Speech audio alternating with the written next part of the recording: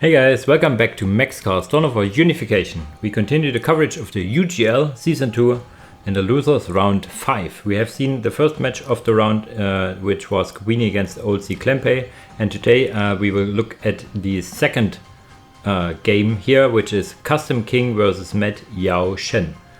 Yaoshen won against Huntington in the previous round, pretty solid. Huntington got one game win.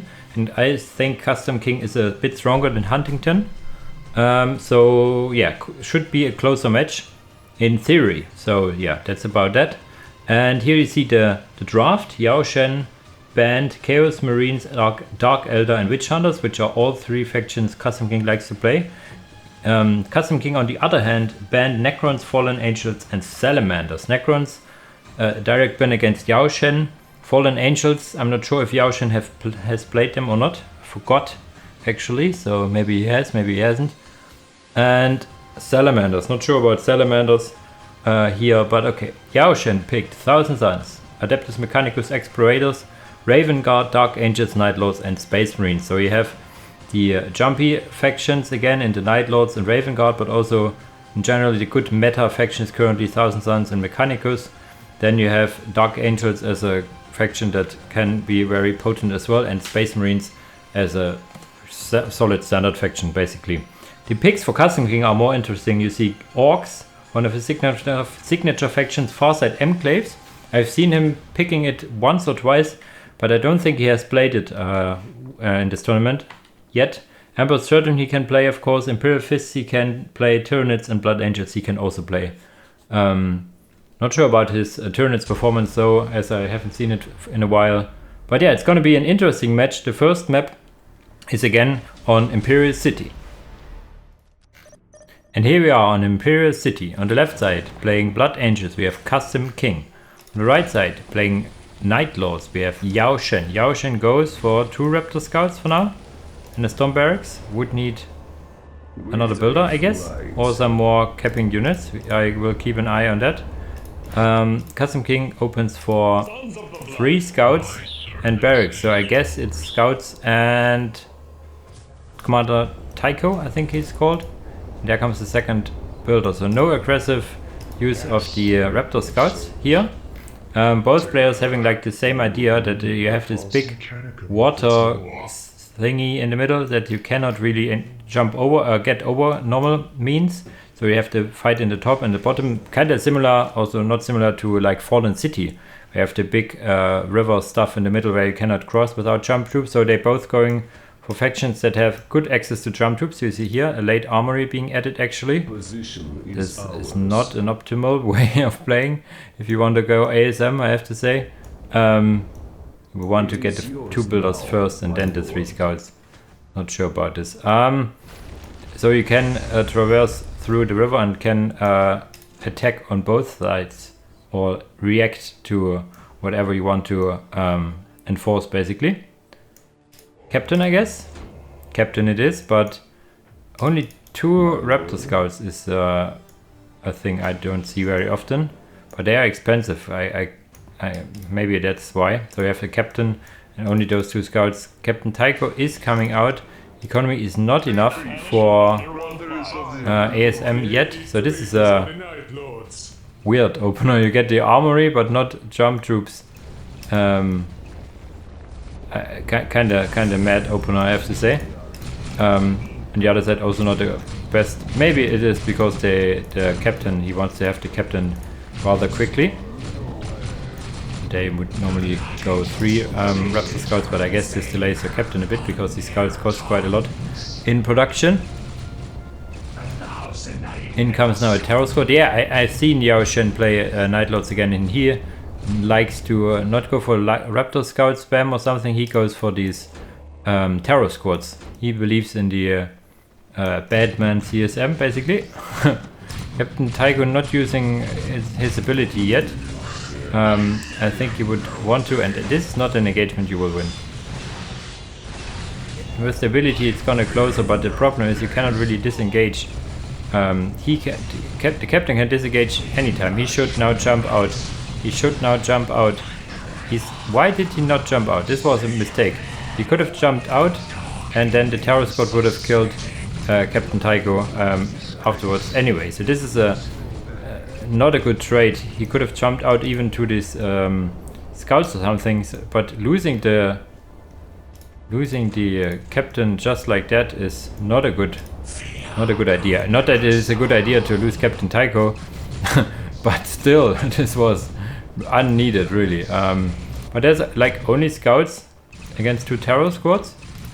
Yeah, 3 scouts it is, and getting Captain Tycho back.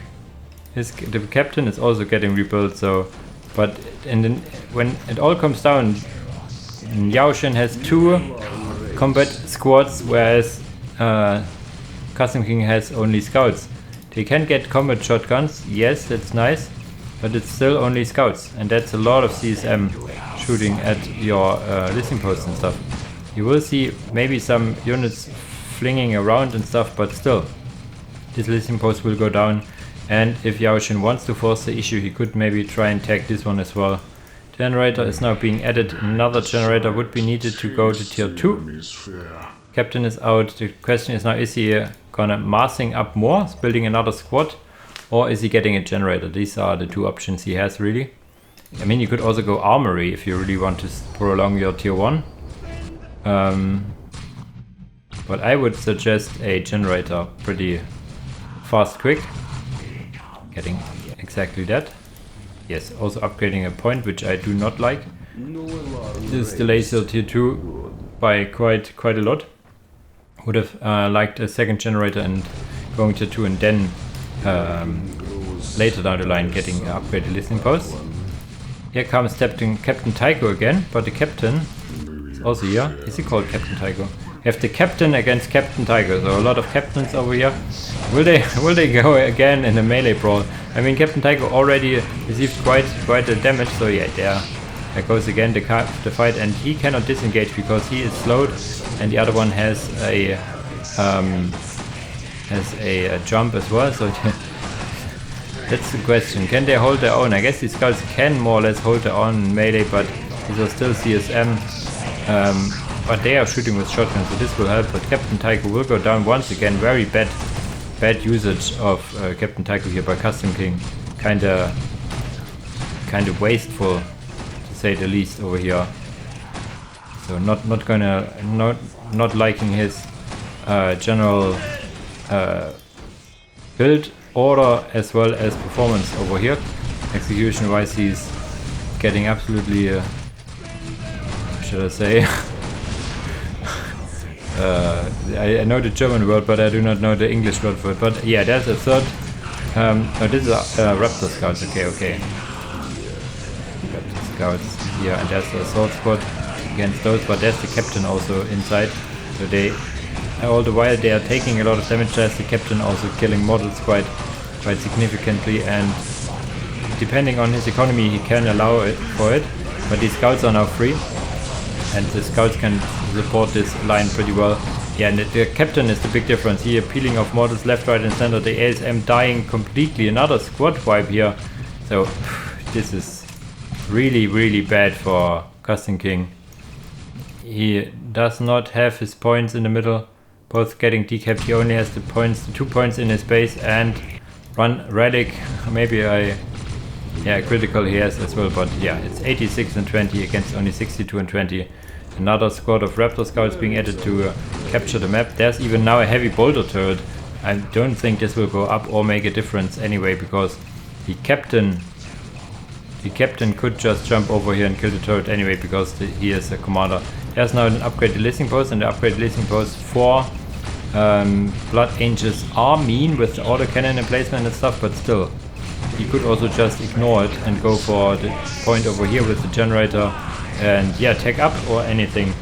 But he's doing a prolonged tier 1, it seems. So is Custom King.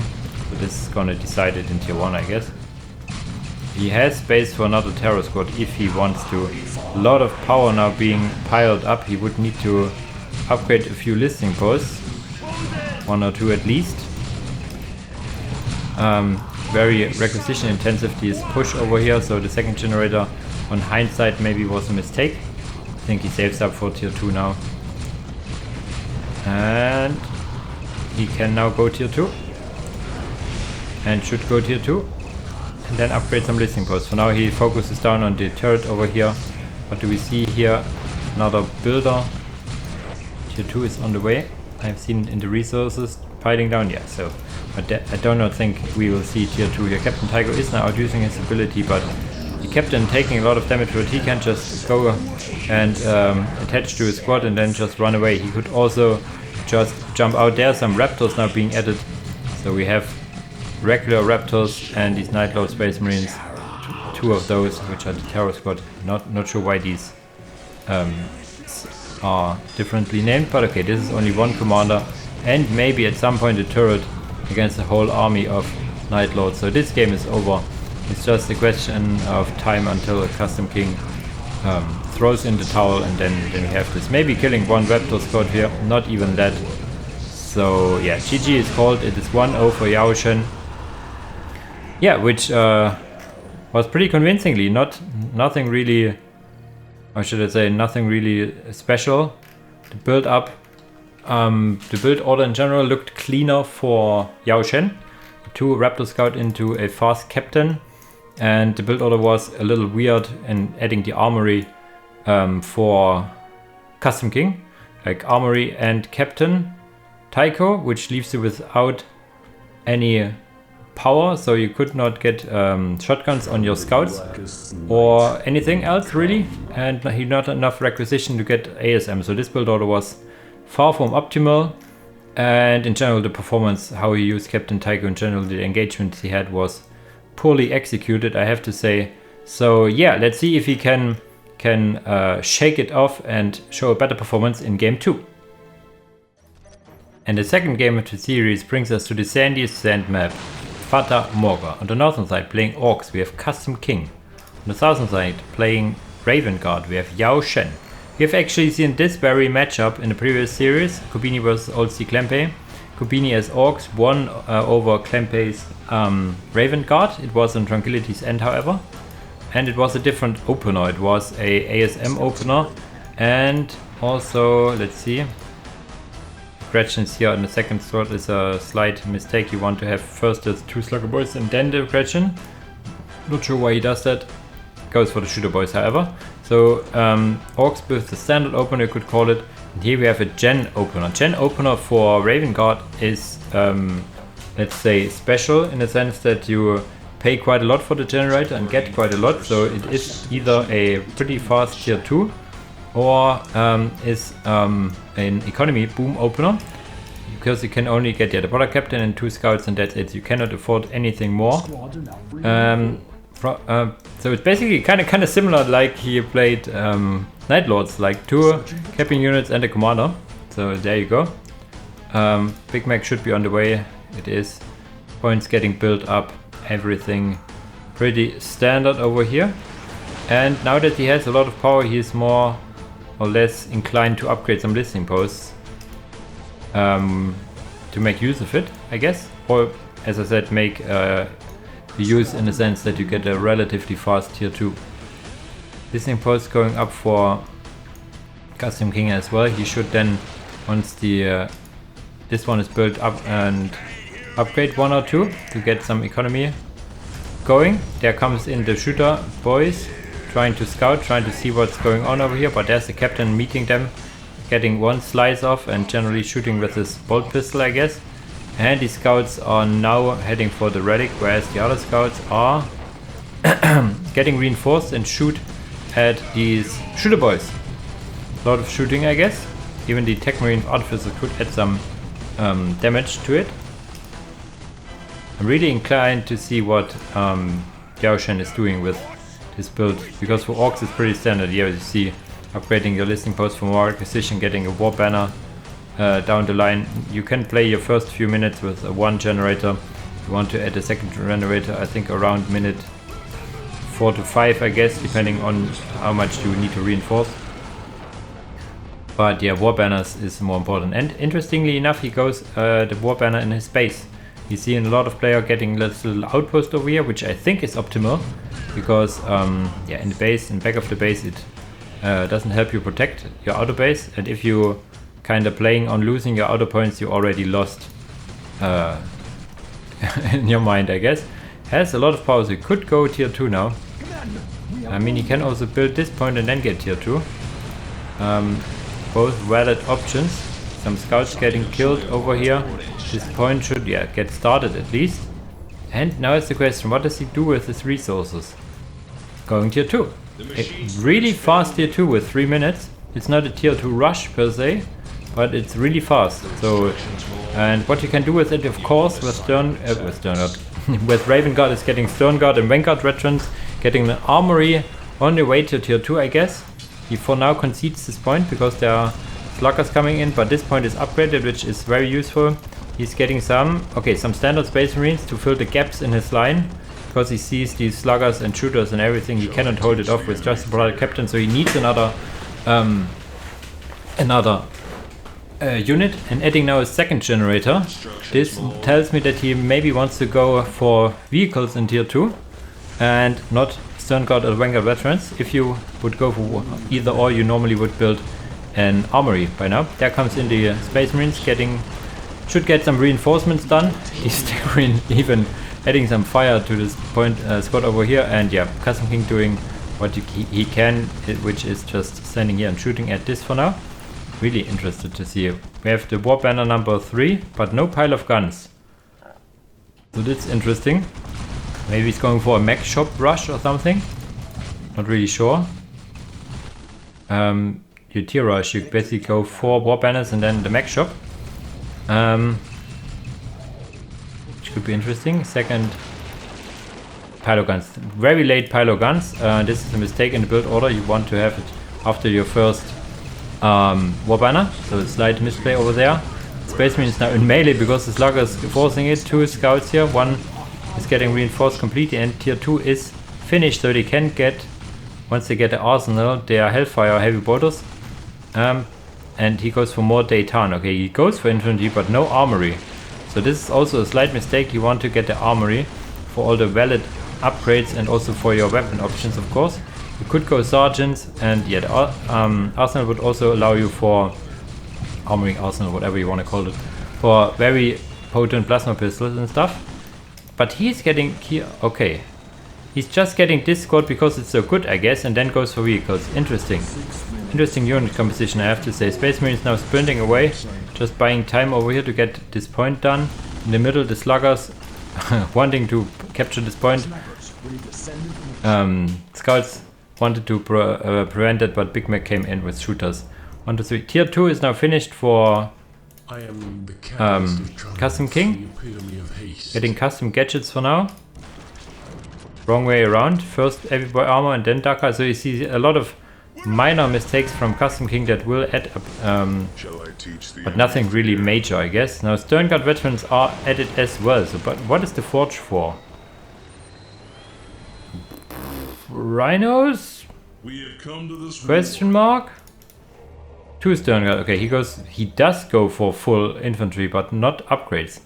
So this is kind of wild opener and wild strategy from both. Really not playing the most optimal way. Depends. I mean, there's no mistake game. The question is in the end who does less mistakes, I guess. One who's doing less mistakes wins. Yeah, the middle is now getting camped by these more data, getting actually revealed by the critical location. But once these scouts, having sniper rifles, once these scouts have this decap, they will be infiltrated again, but not with the Big Mac inside. And I do think they can also sprint, can't they? Yeah, they so activating their sprint ability, allowing them to disengage dangerous positions. So really good ability. We see some knobs in the background. Hard to not see it. One very expensive more data model going down. 80 and 40. Holy shit. They are expensive. Stern Guard veterans squad number 2 is being added now. And there comes the land speeder storm. There you go. And this is a deadly unit composition. The only thing, as I said, I'm missing here is an armory, some infantry upgrades. But yeah, he's trying to mass quantity over quality, I guess. It's a strategy to go, yeah. Captain doing some very good damage against the Big Mac, stunning even the Big Mac The big Mac 1 probably to attach to the knobs, because you can provide them with a very nice damage and HP regeneration bonus, mob bonus that is. Second knob squad over here, and they should get their big shoppers, because they are very effective against chopping, less effective otherwise, extremely effective against heavy infantry and demons, and you have a whole bunch of heavy infantry over here. So this would be in a scenario where these big shoppers would be very, very good. And we have some, is this a melter? What do we see in here?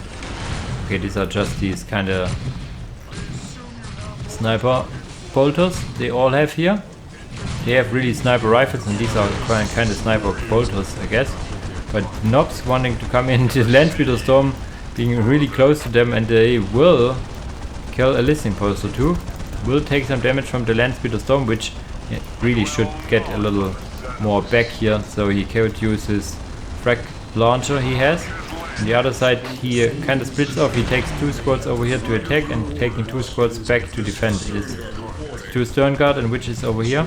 The standard Space Marines it is. Okay, then the Stern Guards should, in theory, be able to deal some damage over here, especially with the help of these guys. Now comes in the Tank Busters, which are a direct counter to these Land Speeders. They cannot stay where the Tank Busters are for too long. You see, like, okay, if they actually hit, that is, if they hit, they will take down, go down pretty quickly. On the other side, the Space Marines getting the point and decapturing it. There's more Dayton coming in, as well as some scouts with a sniper rifle, a singular one that is. But there's a lot of knobs in the base over here. 1, 2 knobs for getting out the generator as well. Custom King also has the countdown going down. So this kind of looks interesting. It's 80 and 40 for Custom King against 86 and 45. So it's more or less even, Steven, when it comes to economy. The question is now, how will these trades end up being over here? These knobs can go toe-to-toe with anything they see here. The problem is that they are melee, and most of the squads we have here are ranged, or all basically. So there are not enough units to kite. The Space Marine is also coming back to help. They've done some damage, and Custom King is not getting his points back. He would need a Slugger Boy and get his points back. On this side, yeah, he cannot get his points back, as there are a lot of units still. There were a lot of dead knobs over here, a lot of dead knobs here as well. And the combined fire from listening posts, from units, from infantry, that is, from Landspeeder Storms, will take down these knobs eventually, which basically leaves Custom King with no armory really. There's now finally getting a armory with the Bionics and Plasma Pistols. So this was well overdue. He now gets back the points with Space Marines over here, and another. Okay, he added another Space Marine squad in this engagement to make it favorable for him. And there comes in these Dagger jets, and not sure what here actually does the anti-vehicle damage. Is it the Landspeeder Storm combined fire? I guess. Not really sure. There could be multi-melters being added for these Landspeeders over here.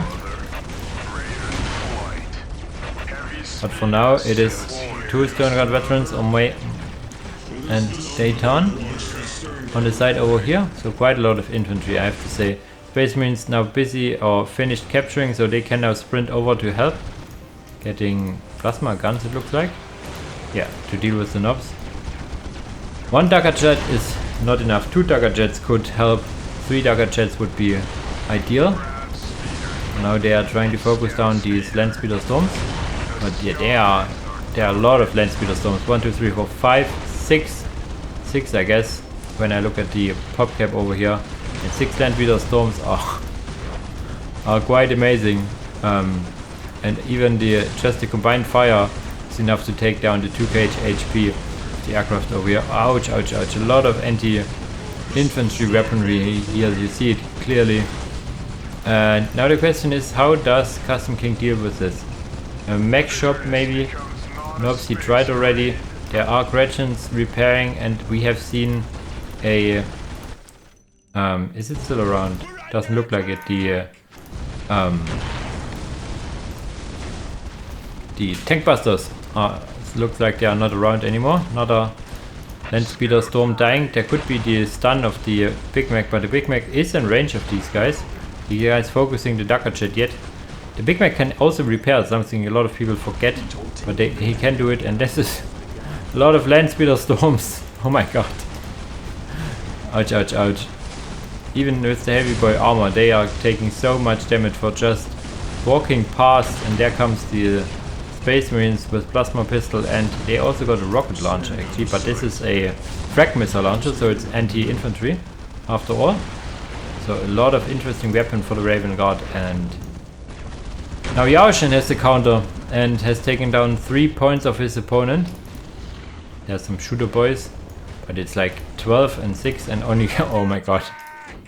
If you have like more squad population that the enemy has orc pop, this is a bad sign. There are frag missile launcher doing great knockback actually over here.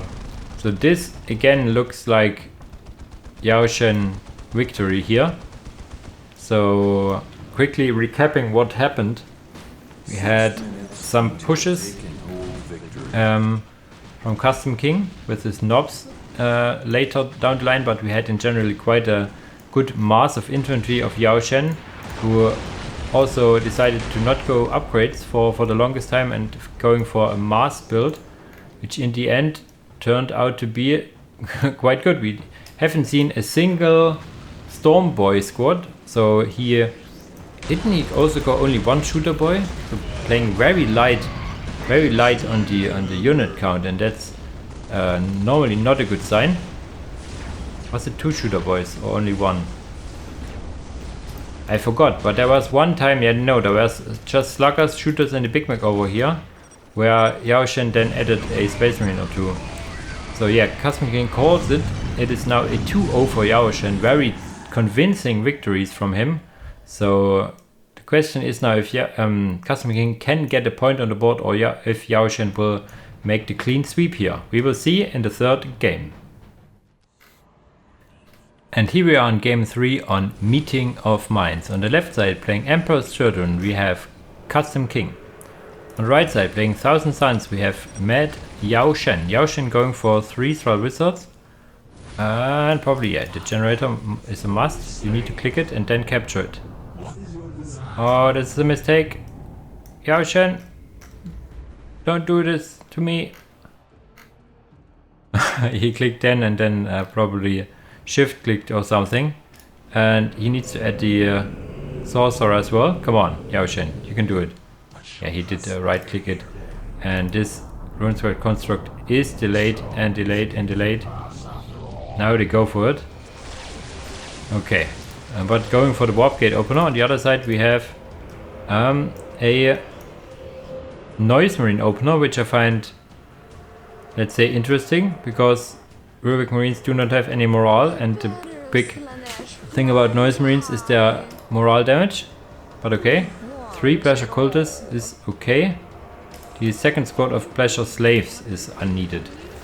You'd only normally only go for 1 and then go it after your 3rd Pleasure Cultist squad. So going for a combat opener with a lot of units, 3 cultists, a Noise Marine, and of course the Slaaneshi Lord. There's not a real build order where you do not get the Slaaneshi Lord. Now Rubik Marines are out, and he can and should add a first of all this point over here, which what is going on with Yaoshen over here? Doing some very weird mistakes, I have to say. Upgrading this point but not getting this point up. I think he just overlooked it. Getting this summoner specialization, which is nice. Not going for the tier 1.5 push. You can see it that you have this Silver Spire being upgraded instead of a Dark Library. And there comes some Noise Marines getting a Doom Bolt for good measure and then running away. The problem with Rubik Marines without their Aspiring Sorcerer, they are very slow and not very accurate, and in general very susceptible to melee attacks. Demon Summoning is now out, using it right away for good measure, I guess, and coming in. I remember this exact matchup on this exact map, and I think at this time the game I remember the Thousand Suns won, but this I think was in the skill level a little lower than this. I do not remember the players, but I remember that there was a big brawl here in the middle where Thousand Suns came out ahead. So our Wizards getting a lot of damage dealt to them. Oh yeah, and there you saw the strength of the pistol of the Sarnation Lord in action. Demon just running in randomly over here. What does he go for? The turret demon. You can for the most part skip it, but yeah, doesn't hurt. It's once you got the research, it's rather free. The damage it does is not very high though. See, it looked like he was getting it and then he didn't. Kind of weird, but okay. The one squad of Noise Marines standing in the middle, cultists right after, and yeah, I'm not really sure. The big problem with the Rubik Marines over here, they cannot disengage. You do not have a Dark Library. Now he got the point, he needs to get a Dark Library because you cannot really disengage. You're stuck here, basically. You're stuck. You're getting a lot of damage dealt now by the bolt pistol of the Sarnation Lord, not so much by these noise marines. Noise marines do not deal a whole lot of damage. I mean, they do, but they have low range and also excel in morale damage. What does the biggest damage over here is the Sarnation Lord, actually. The third squad of Rubik Marines now finishes up, but yeah, the Dark Library is what is the enabler over here, also giving you the option to upgrade your Rubik Marines with their, is it the Blessed War Gear, like the HP upgrade, basically. Yeah, and in comes the more and more noise, and the question is, do they have those spells recharged? It doesn't look like it yet, but he has a lot of mass. It's 2 against 3 squads, commanders here. I think the Sorcerer Lord can go into melee against the Sarnation Lord. The problem is the drug usage, of course. Dark Library is now finished. We will see some Aspiring Champions. Every Aspiring Champion gets also some Doom Bolts, some lesser Doom Bolts, that is. We should also see the upgrade for the Rubik Marines, so getting delayed in this department. Another scene spawn is here. I'm really looking to see Aspiring Champions over here. Did he just lose one squad? No, he did not. And of course the upgrade, the very important upgrade from the Warp Gate over here.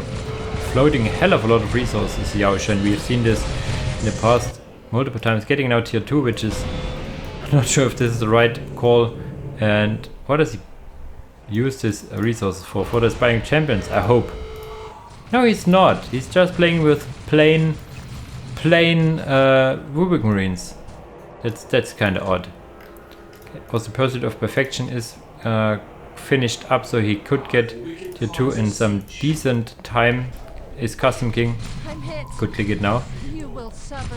Lined up pretty well. Now, yeah, really nicely lined up in the resources. There comes the Turret Demon. It can just be focused down by the Sarnation Lord or anything really. Has 500 HP. Not the greatest HP stat over here. Damage also not the greatest for the most part. And finally getting this point up. This point is upgraded as well. You need some more generators, is Custom King. There you go, warp turbines, they are called. I'm getting the Sorcerer's Swords, but still no, I cannot really tell by the HP numbers if they got the upgrade or not. But they now have their Sorcerers, at least 2 squads have. This one is probably getting it, yeah. Then you have some movement speed, accuracy, and of course the Doom Bolts. And these models themselves aren't really bad either, so yeah, you see the good crowd control you have. Even killing now the cultists over here, the Sarnation Lord does not want to stay in this prolonged range fight either. Thrall Wizards coming in, they can get their Thrall Wizard leader once he is tier 2, which he is right now. So you could go the leader now for some Armor Thundering, for example, and also to what is it? The thingy-majigs of Unlife, getting basically some HP to the commanders. Draining some HP from the squad and getting it to the commanders. Can be very helpful if your commanders are low. Yeah, so direct heals like this are very rare in Dawn of War, so having one available for you is a big boon. And draining some of your Thrall Wizards or even killing them basically is a worthwhile price. And Sorcerer Lord still the chat as he used to be, just charging into melee combat here, getting now another summon. Hopefully it's already the level 2 summon, and you could see the warp space, warp time research for example also, which would allow the warp space ability being used by these Rubic Marines, which would zip them around and give them a little bonus HP, I think, once they are back in the material world. You've seen warp talents being added, a second warp talent probably being added as well. The question is, did he go for grenades or not? There they come, ready to backstab your opponent. That's what warp talents do best. Some back and forth fighting over here, but for the most part the Rubic Marines stand their ground into the heavy cover. Occult Forge being added, second squad of warp talents coming in. I'm really looking forward if he has the grenades or not, haven't seen it. And for now he's not using grenades or anything, he's just coming in. He can kill the Occult Forge, quick smart.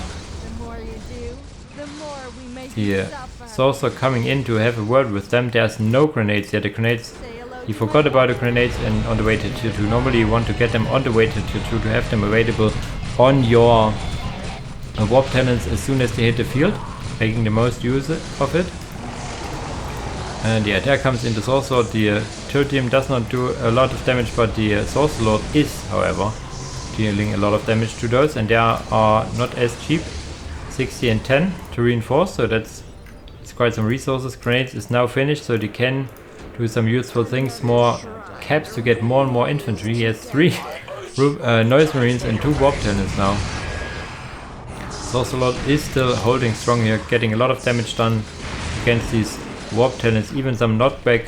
The upgraded Listen Post also firing in. So is this also, no, he needs to get out of here now, but that's gonna be difficult. The Warp Talents are pretty fast. Okay, they're actually letting him go in favor for getting the Silver Spire, so this is a choice, and I kinda agree with it, because you can also get a decap and then continue. The Sorcerer Lord in this low HP doesn't help you quite a lot anyways. Dark Knowledge Palace is here. You want to have the Plasma Pistols. Is there and Plasma Pistols? There's not. You want to have the Plasma Pistols and then get the Sorcerer here as well. Power upgrade, but only having 3 Warp Turbines. You want to have more Warp Turbines. You want to have all 6 by now. Even getting like the Colossal Turbine. Stuff like that would be much needed. What does he go for now? The War Machine War Portal. Again, 3 Warp Turbines is not enough. You want to have more than this. Rubic Marines happy with killing this strategic point over here. The Warp Talent still back in the base, killing another listening post. Probably killed the generator, question mark. Was not really paying attention over here, I'm sorry. They killed the Occult Forge, however, which is now built on the other side.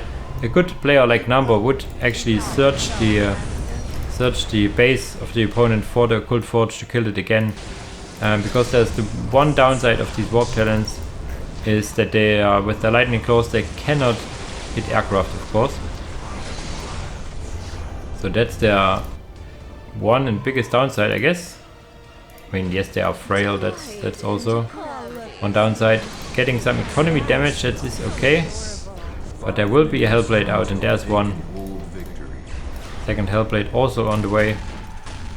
And yeah, this puts basically now a timer on these Warp Talents. They cannot stay here for too long. Even now the Lesser Scene Spawn adding some damage. Is the Sorcerer over here? No, he will come over here.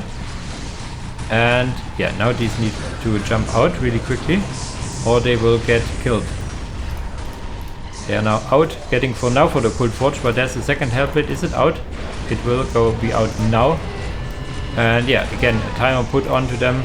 These Noise Marines now entering the fray, coming over here. These Noise Marines could use the higher harmonics to deal some damage against these Hellblades, sorry. For now they are continue killing the Silver Spire, which I agree on, and now they should use their high harmonics and try to deal some damage against those. There's the Warp Talents here trying to do some damage against these Rubic Marines, but there's just too many Rubic Marines to fire back. Not microing these Noise Marines over here is a little painful to watch. You see every second he's not using an ability or not moving them, a model goes down.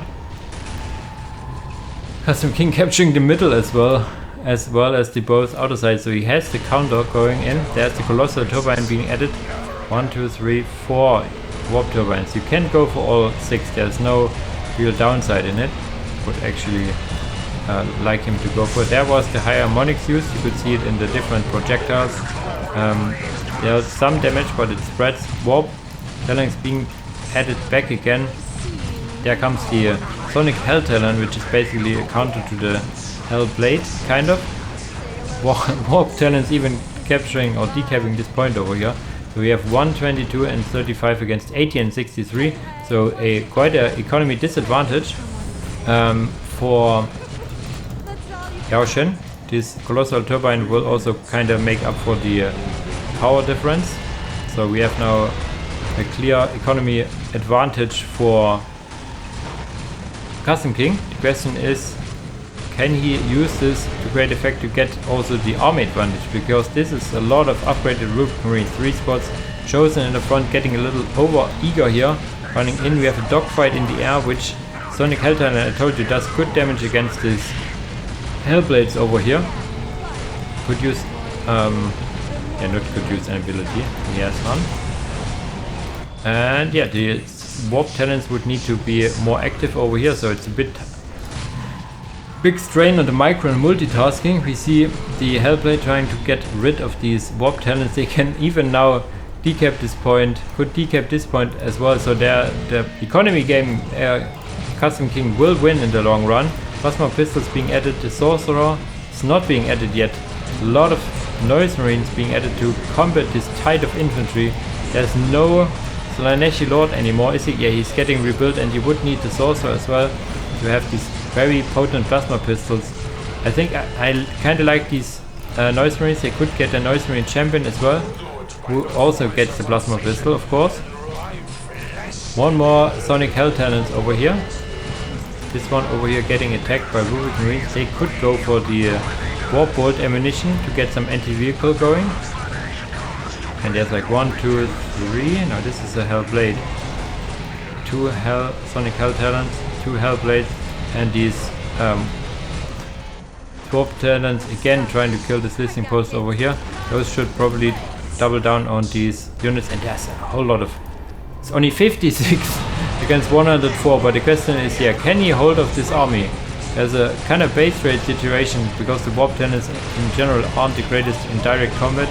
Drugs being used on these Noise Marines now. This is a wild game, I have to say.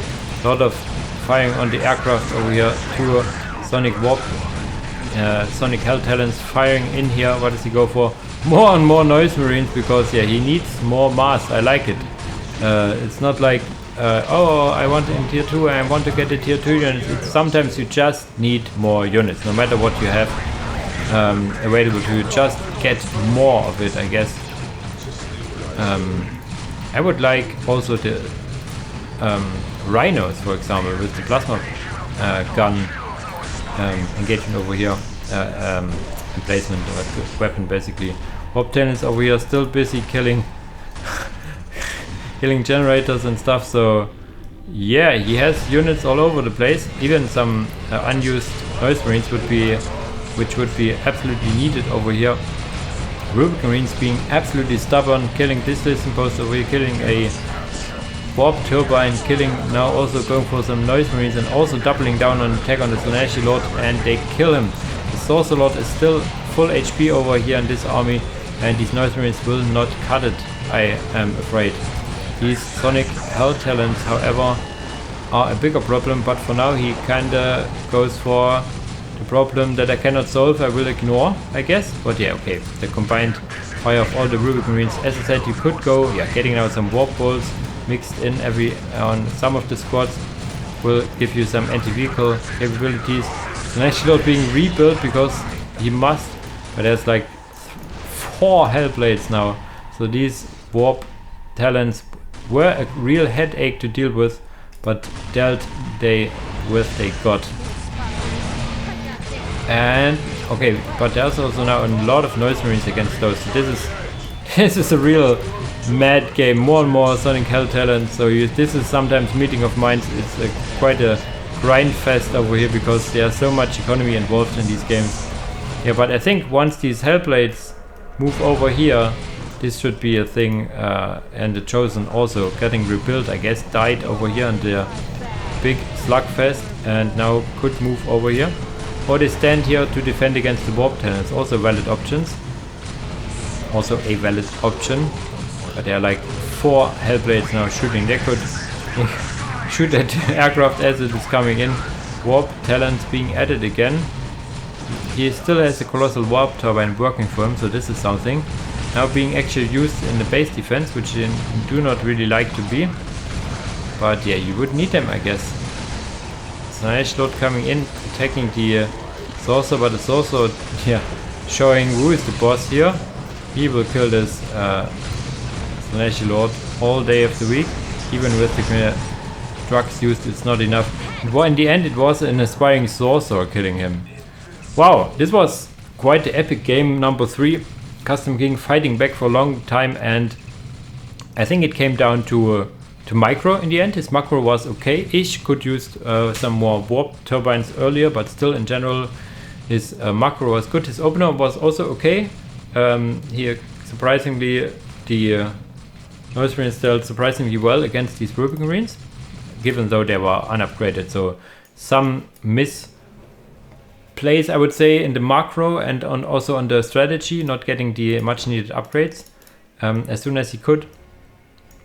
And then it was like the micro issue for Custom King, who was not able to micro his Warp Talents in his enemy base, as well as the defense in his own base optimally. I mean, for Yaoshen it's a bit easier. You just right click your Hellblades and wait for the best, basically. But still, he managed to take down the economy quite low from Yaoshen. Now imagine what he could have done if he had a better micro. The Warp Talents were oftentimes just standing around doing nothing. If they could have killed probably all these Runestripe construct, and yeah.